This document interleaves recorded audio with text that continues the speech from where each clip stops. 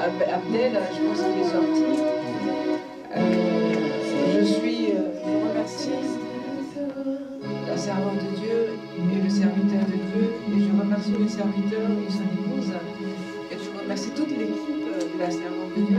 Je suis heureuse d'être dans ce ministère parce que le Seigneur m'avait, quand la servante de Dieu et son époux, le serviteur de Dieu et son équipe sont venus à l'église, le Seigneur m'avait parlé qu'elle avait un esprit prophétique.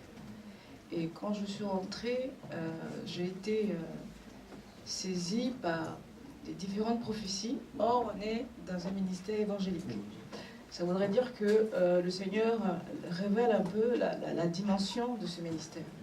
C'est un ministère qui va, au fur et à mesure, dans le processus de l'épreuve, parce que ça fait partie du ministère. Et donc, on ne peut pas se détourner des épreuves du ministère. Seulement, on peut prier pour que ce ministère puisse tenir les épreuves du ministère.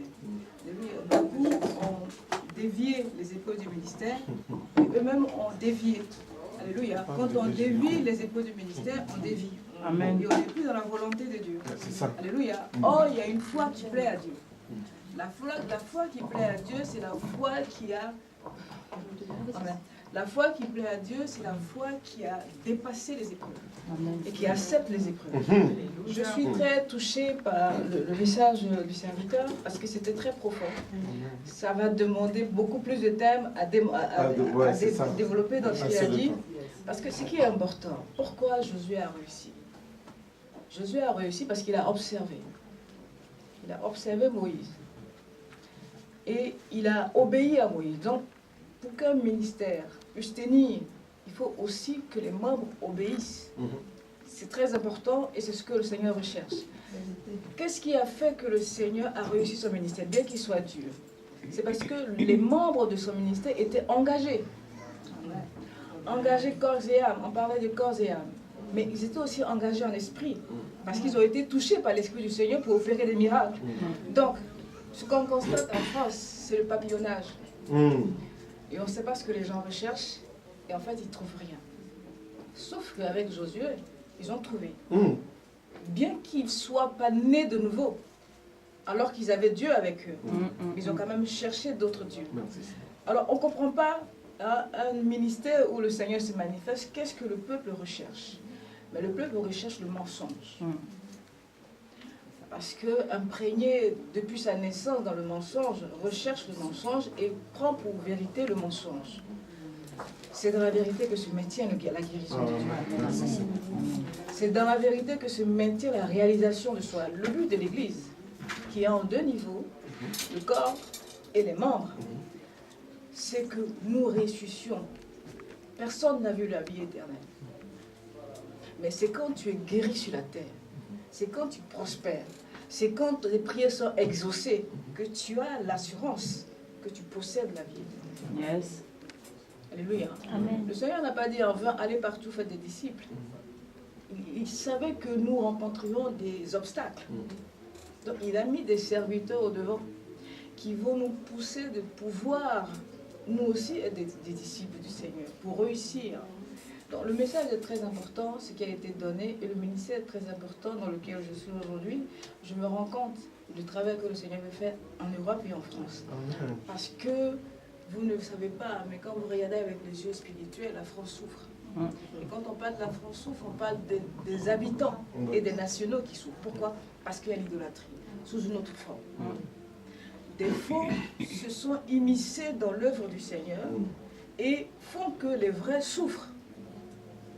Souffrent pas parce qu'il n'y a pas l'esprit, parce que Dieu opère, mais souffrent parce que eux font croire qu'ils prient Dieu.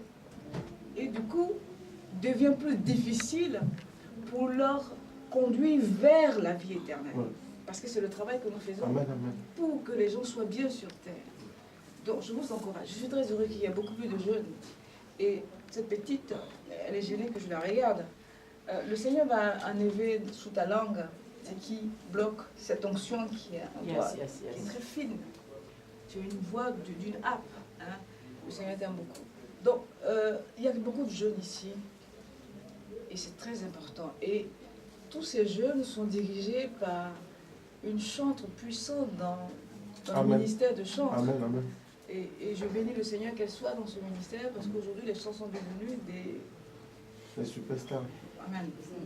Et donc, c'est dommage parce que Dieu aime qu'on l'adore, mais qu'on l'adore avec onction. Vous savez, Céline Dion, elle chante. C'est magnifique, mais il n'y a pas l'onction.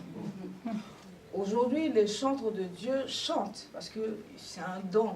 Mais un don sans onction, c'est comme un tambourin qui n'a pas de son. Donc, je vous exhorte, bien-aimés de Dieu, peuple de Dieu, de vous engager. Amen. Et je ne vous parle pas d'argent, parce que la foi, l'acte d'obéissance, passe par la foi. Si tu n'es pas engagé, tu n'as pas la foi. Parce que la foi nous amène à nous engager. La foi, c'est un don de Dieu pour adorer Dieu.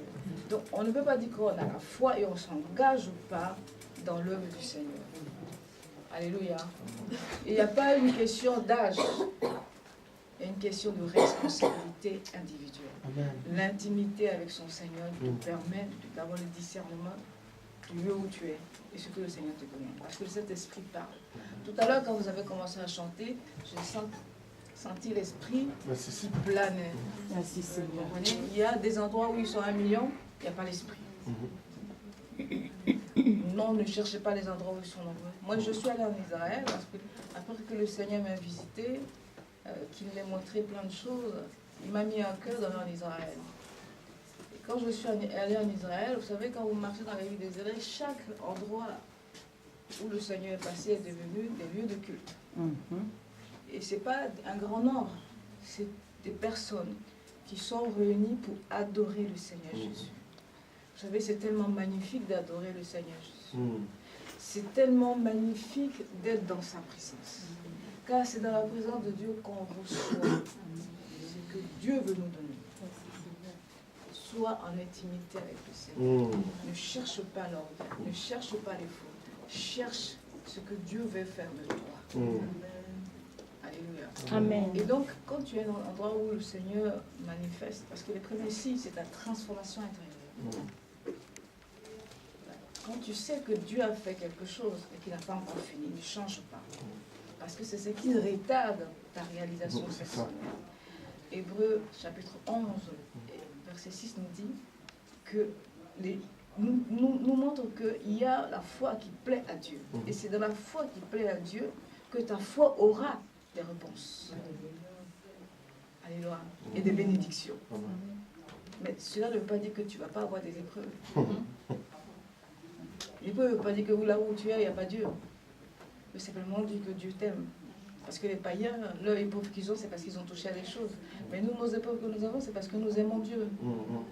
Et nous voulons que son œuvre se manifeste dans la vie de l'autre. Et aimer Dieu, c'est aimer son prochain. C'est vivre pour son prochain, vivre pour le bien de son prochain. C'est ça, l'œuvre du Seigneur, c'est aimer l'autre. Ton don que tu as, tu dois mettre au service de l'Église pour que l'autre soit bien, non pas pour que toi tu sois bien. Or, nous cherchons à ce que nous soyons bien, et c'est pour ça que nous devenons des nomades, et on arrive à nulle part. Et ensuite on dit, je suis découragé, je ne vais plus à l'Église. Alléluia. Que le Dieu Seigneur soit béni, je vais arrêter là. Mais en même temps, tout à l'heure, je vous ai dit que j'étais venue avec l'évangéliste Abdel, je pense qu'il est rentré tout à l'heure. Voilà. Alléluia. Amen.